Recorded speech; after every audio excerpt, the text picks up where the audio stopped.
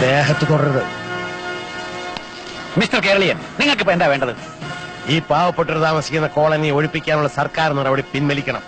അതത്ര എളുപ്പമുള്ള കാര്യമല്ല. അതറിയാം. കണക്ക് പറഞ്ഞ് എണ്ണി മേടിച്ച കാശങ്ങ് തിരിച്ചു കൊടുത്താൽ മതി. അവര് വേറെ സ്ഥലം നോക്കിക്കോളും. അനാവശ്യം പറയരുത്. താൻ എന്തായി പറയുന്നത്? ഒരൊറ്റ ചില്ലി കാശ് ഈ കൈ വാങ്ങിയിട്ടില്ല. വാങ്ങിയിട്ടില്ല. വാങ്ങിയതൊക്കെ വേറെ കൈ, ബിനാമി. നമ്മുടെ കൈ പരിശുദ്ധം. ഇതൊക്കെ താൻ ഉൾപ്പെടുന്ന ലാൻഡ് മാഫിയക്കെതിരായി ഇവര് ശേഖരിച്ച തെളിവുകളാണ്. ഇത് നിഷേധിച്ചാൽ സ്വന്തം ചെലവിൽ പോസ്റ്റർ അടിച്ച് നീയൊക്കെ ഇലക്ഷൻ പ്രചരണത്തിന് വേണ്ടി ബുക്ക്ഡ് 99 എന്ന് എഴുതി വെച്ചിരിക്കുന്ന മതിലുള്ള മുഴുവൻ ഒട്ടിക്കും ഞാൻ.